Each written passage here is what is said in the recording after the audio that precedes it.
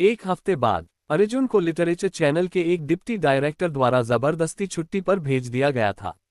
उस अधिकारी ने लगभग मिन्नतें करते हुए उससे 2 दिन का ब्रेक लेने को कहा। उनके चेहरे पर एक अजीब सी मुस्कान थी, जैसे हंसे या रोए, समझ नहीं आ रहा था। क्यों? क्योंकि अर्जुन पूरे हफ्ते अपनी जान की बाजी लगाकर काम कर रहा था। हर दिन वो रिकॉर्डिंग स्टूडियो बुक कर लेता। अगर दिन में लंबा स्लॉट ना मिलता तो रात का स्लॉट ले लेता। वो संबंधित कर्मचारियों से चाबी लेकर पूरी रात ओवरटाइम करता रहा। उसने भूख ने बुझा दी रोशनी के 50 एपिसोड पूरे रिकॉर्ड कर लिए थे। पहले रिकॉर्ड किए गए एपिसोड मिलाकर वो 60 से अधिक हो चुके थे। किताब लगभग पूरी हो चुकी थी। बीच बीच में जो एपिसोड प्रसारित होते जा रहे थे उनसे अर्जुन को कुल मिलाकर 2 लाख रेप्यूटेशन पॉइंट्स मिले। कुछ कविताएं जो ऑनलाइन वायरल हुई थी उन्होंने भी उसका स्कोर बढ़ाया। कुल जोड़कर उसने 3 लाख पॉइंट्स इकट्ठा किए। इन पॉइंट्स से अर्जुन ने 3 मेमोरी सर्च कैप्सूल खरीदी। इनसे उसे भूख ने बुझा दी रोशनी के टेक्स्ट को पूरी तरह से याद करने में मदद मिली। अब वो बिना कोई शब्द भूले, बिना किसी स्क्रिप्ट के रिकॉर्डिंग कर पा रहा था। 7 दिनों में स्टेशन का हर व्यक्ति उसकी इस अजीब जीवन शैली का आदी हो गया। झटका, हैरानी, चौंकाना, फिर आदत। आखिरकार सभी ने अर्जुन की इस असाधारण परफॉर्मेंस को सामान्य मानना शुरू कर दिया। अब सिर्फ कुछ ही एपिसोड बाकी थे। उसके पुराने वर्ल्ड में भूख ने बुझा दी रोशनी का ऑडियो वर्जन एक रेडियो स्टेशन ने रिकॉर्ड किया था, जिसमें 400-500 एपिसोड लगे थे। लेकिन यहाँ उसने 100 से भी कम में ये पूरा कर लिया। ऐसा इसलिए क्योंकि उसके पिछले वर्ल्ड में मिडनाइट स्ट्रेंज फाइल्स आधे घंटे की कहानी होती थी, जिसमें सिर्फ 20 मिनट तक ही कहानी सुनाई जाती थी। पर इस दुनिया में लेट नाइट गोस्ट स्टोरीज 1 घंटे की होती थी। ऊपर से अर्जुन की बोलने की रफ्तार आम लोगों से कहीं ज्यादा थी, इसलिए एपिसोड की गिनती कम हो गई। सुबह का वक्त, अर्जुन फ्रेश हो रहा था। 7 दिनों की लगातार मेहनत और गड़बड़ दिनचर्या ने उसकी मानसिक हालत पर असर डाला था। वो ताजगी के लिए सिगरेट पीते हुए भी जम्हाइयां ले रहा था। असल में उसे इतना मेहनत करने की कोई जरूरत नहीं थी। तो फिर वो क्यों इतना मेहनत कर रहा था? उसके 4 कारण थे। पहला, वो अपने सीनियर की सराहना के लायक बनना चाहता था। दूसरा, वो अपने श्रोताओं के प्यार के लायक बनना चाहता था। तीसरा, अगर जल्दी रिकॉर्डिंग पूरी कर लेता तो बोनस मिलता। और चौथा कारण, असल में पहला और दूसरा कारण तो जरूरी ही नहीं थे। जब उसने ऑनलाइन अपना वेतन और बोनस चेक किया तो उसकी खुशी का ठिकाना न रहा। उसे याद आया कि बहुत समय से वो घर नहीं गया है, तो वो मेट्रो पकड़कर अपने माता पिता के घर की ओर निकल पड़ा। उसके माता पिता कैशिको में रहते थे, दिल्ली का एक छोटा पुराना मोहल्ला। जैसे ही वो वहां पहुंचा, कुछ पुराने पड़ोसी मिल गए। अरे, ये तो छोटा अर्जुन है, वापस आ गया, बहुत दिन बाद दिखा, एक आंटी ने कहा। अर्जुन ने मुस्कुराते हुए कहा, नमस्ते आंटी जोया। 1 महीने पहले मैं अकेले रहने चला गया था। काम बहुत बढ़ गया है, इसलिए नहीं आ पाया। सुना है कि रेडियो स्टेशन में काम कर रहा है। एक बुजुर्ग अंकल ने पंखा झलते हुए कहा, अच्छी जगह है बेटा, सरकारी नौकरी है, मन लगाकर करना। जी अंकल, कहते हुए अर्जुन ऊपर चला गया। डोर बेल बजाए, दरवाजा माँ ने खोला। गुस्से में बोली, पूरा महीना हो गया, अब याद आया घर का। अर्जुन ने चापलूसी से मुस्कुराकर कहा, मैं तो बस थोड़ी सफलता मिलने के बाद लौटना चाहता था। पापा कहाँ हैं? आज ऑफिस नहीं गए क्या? वो अखबार पढ़ रहे हैं। माँ ने चप्पल की जोड़ी उसकी तरफ फेंकी। अर्जुन ने झुककर चप्पल पहनी और ड्राइंग रूम में गया, जहां पापा सोफे पर बैठे बीजिंग टाइम्स पढ़ रहे थे। पापा, मैं आ गया। आपकी और मम्मी की तबीयत कैसी है? पापा हमेशा कम बोलते थे, ठीक है। काम कैसा चल रहा है? अर्जुन ने खुश होकर कहा, बढ़िया चल रहा है।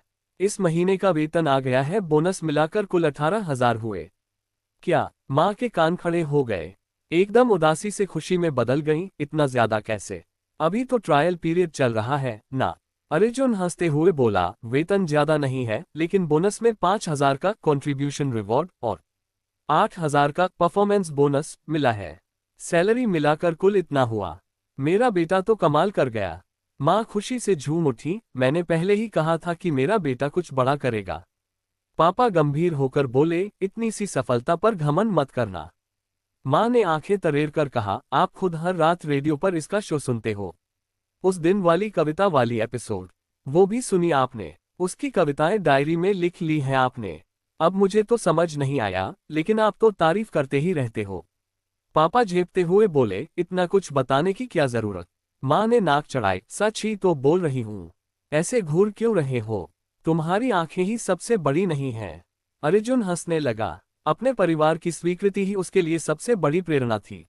अब लगभग दोपहर हो गया है। मम्मी पापा आज खाना मत बनाना। पहली कमाई है मेरी, आज मैं आपको बाहर ले जाकर अच्छा खाना खिलाता हूँ। माँ खुशी से बोली, बिल्कुल, मैं अपने बेटे की कमाई का खाना जरूर खाऊंगी। पापा कुछ कहना चाह रहे थे, जैसे फिजूल खर्च मत बनो, लेकिन माँ और बेटे के जोर देने पर उठकर कपड़े बदलने चले गए। नीचे की ओर माँ ने मोबाइल निकाला और बोली, देखती हूँ आसपास कौन सा अच्छा रेस्टोरेंट है। अर्जुन ने पूछा, क्या कर रही हो? ऑनलाइन रिव्यू देख रही हूँ, कल ही ऑफिस में किसी ने बताया। अर्जुन ने तिरस्कार से कहा, रिव्यू? अरे माँ, ये सब पुरानी बात है। देखो ये वैज्ञानिक तरीका। उसने अपनी पेन निकाली, हवा में फेंकी, और जैसे ही वो जमीन पर गिरी, उसकी दिशा में इशारा किया, उस गली में जो रेस्टोरेंट है, वहीं का खाना सबसे अच्छा है। माँ पापा बोले, एक ग्रेजुएट होकर क्या इतनी अंधविश्वासी बातें करता है? अर्जुन जिद से बोला, मुझ पर भरोसा रखो। पेन की दिशा कभी गलत नहीं जाती, तभी तो इंग्लिश में इतने नंबर लाया था। रेस्टोरेंट में लोगों की अच्छी खासी भीड़ थी। वेटर ने उन्हें पीछे की टेबल पर बिठाया। वेट्रेस ने पूछा, आप लोग क्या लेंगे? माँ ने कहा, बेटा तू ही ऑर्डर कर, लेकिन महंगा मत मंगवा देना। अर्जुन ने कहा, अब जब मेरे पास 20,000 है तो थोड़ा खर्च तो बनता है। मैं अब एक पब्लिक फिगर हूँ। उसने गर्व से कहा, यहाँ की सबसे महंगी डिश क्या है? वेट्रेस चौंक कर बोली, सबसे महंगी? हाँ, बिना झिझक बताओ। डीप फ्राइड मैंडरिन फिश लगभग 300 की आती है, और अबालोन भी है एक सविंग 120 की। अर्जुन ने उंगली चटकाते हुए कहा, गजब, बहुत बढ़िया। तो एक प्लेट कढ़ाई चिकन, एक प्लेट लहसुन सॉस वाला सुअर का मांस और 3 कटोरी चावल। बस। वेट्रेस का चेहरा उतर गया। उसने सोचा, इतनी बातों के बाद भी ये। माँ ने शर्मिंदा होकर पूछा, इतना सब पूछकर फिर मंगवाया वही? अर्जुन खांसते हुए बोला, इतना महंगा कोई सोच भी नहीं सकता था। और आपने ही तो कहा था महंगा मत लेना। माँ ने चिढ़कर कहा, तू बहुत कंजूस है। पापा बोले, ये आदत भी तो तुमसे ही आई है, तुम दोनों माँ बेटे तो पैसों के पीछे ही पड़े रहते हो। दोपहर। जैसे ही उसके माता पिता दोपहर की नींद ले रहे थे, अर्जुन अपने कमरे में इंटरनेट चला रहा था। अपने नए रजिस्टर्ड किए गए वीबो अकाउंट में लॉग इन करने के बाद उसके प्रोफाइल पिक्चर पर वेरीफाइड का टैग लगा हुआ था। यह एक वेरीफाइड अकाउंट था जो रेडियो स्टेशन ने उसके लिए कार्य संबंधी उद्देश्य से बनवाया था। वेरिफिकेशन विवरण था, दिल्ली रेडियो स्टेशन के साहित्य चैनल के लेट नाइट भूतिया कहानियां कार्यक्रम के होस्ट अर्जुन। हर रेडियो एंकर के पास अपने श्रोताओं से संवाद करने का एक मंच होता था। अपने कार्यक्रम का प्रचार और अपनी छवि बनाए रखना भी उनके काम का हिस्सा था। इस दुनिया में social media platform Tencent Weibo या सिना वीबो में नहीं बनते थे। बस एक ही था जिसका नाम था वीबो। ये लगभग वैसा ही था, बस कुछ छोटे बदलाव थे। उदाहरण के लिए इसमें लोकेशन दिखाने की सुविधा नहीं थी, संभवतः प्राइवेसी को ध्यान में रखते हुए। नमस्ते टीचर अर्जुन। टीचर अर्जुन, मुझे आपका कार्यक्रम बहुत पसंद है।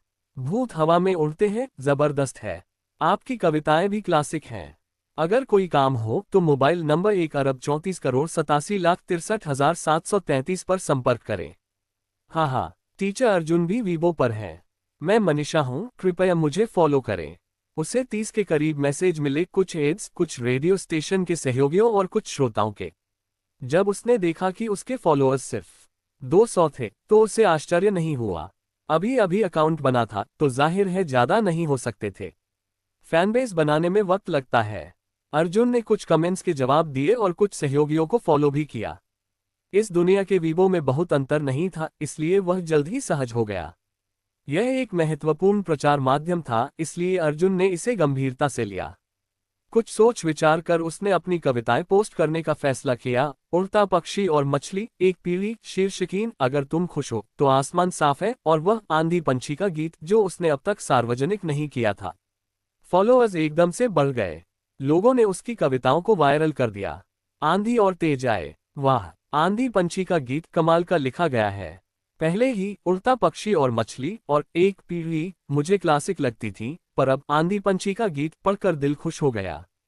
अगर तुम खुश हो तो आसमान साफ है, बहुत सुंदर पंक्ति है। टीचर अर्जुन ने एक और नई कविता लिखी है। अद्भुत, साष्टांग प्रणाम। यहाँ तक कि कुछ बड़े लोग भी कमेंट करने लगे। जैसे कि सेंट्रल टीवी के प्रसिद्ध प्रोड्यूसर जावेद कुमार ने अर्जुन की पोस्ट को रीशेयर करते हुए लिखा, मैंने पहली बार अर्जुन की कहानी भूत हवा में उड़ते हैं पढ़ी थी। वह पारंपरिक भूतिया कहानियों से बिल्कुल अलग थी। फिर मैंने उसकी 2 कविताएं देखीं और एक पीढ़ी से मैं मंत्रमुग्ध हो गया। आज जब आंधी पंछी का गीत पढ़ा तो मुझे लगा ये तो गद्य कविता है।